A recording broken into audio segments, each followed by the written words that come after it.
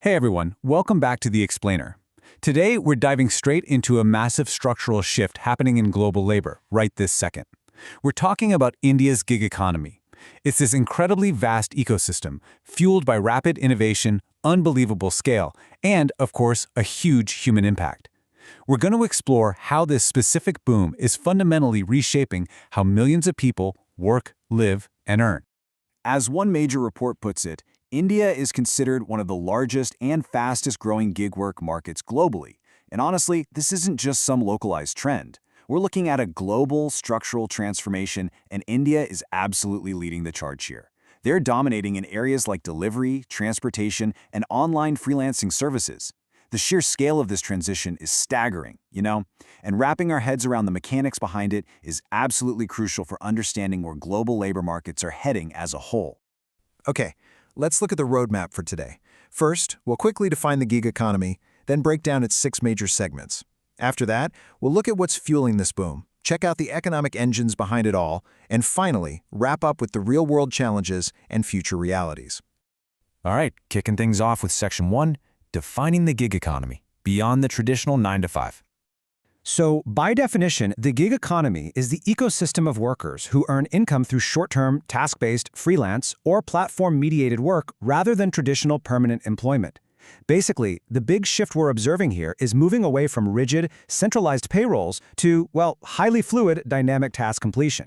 Instead of a linear career path tied to just one corporation, this model leverages digital platforms to mediate discrete jobs. It creates this massive, decentralized workforce that can literally scale up or scale down based entirely on immediate market demand.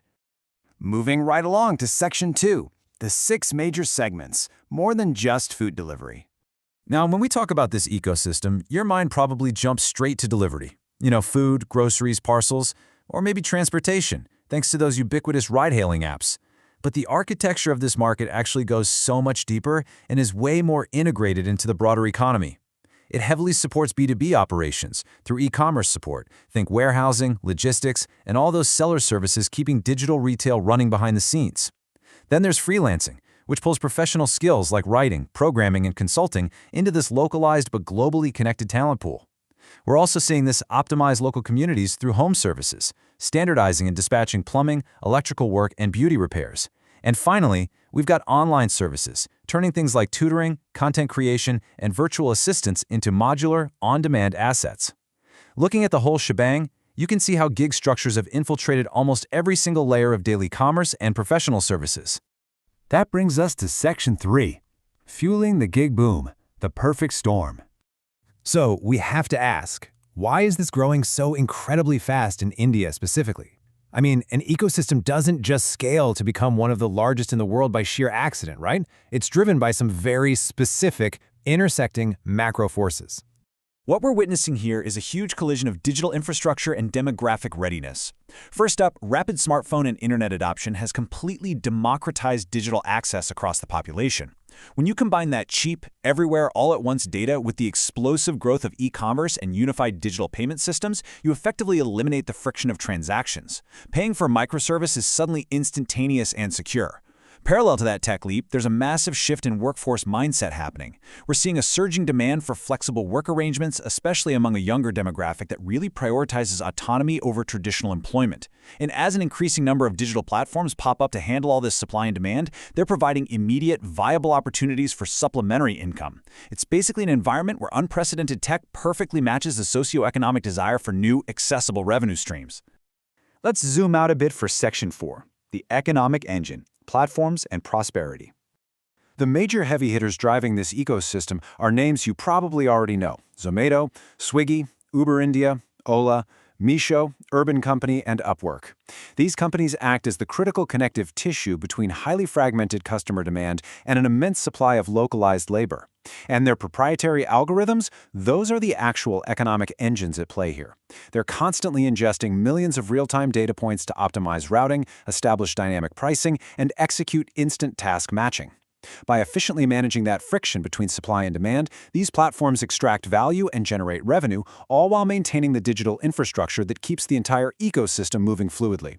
So the crucial point here is just how profound the broader economic implications are. Primarily, this creates employment with exceptionally low entry barriers. Individuals can monetize their time without needing a ton of upfront capital or traditional corporate credentials. It also forms the essential logistical backbone that e-commerce and digital services need to actually function at scale. But maybe most notably, it acts as a mechanism for democratic prosperity. A worker in a Tier 2 or Tier 3 city is no longer restricted entirely by their local geographic job market. They're now plugged directly into a national, digitally mediated microeconomy, which unlocks income streams that literally didn't exist a decade ago.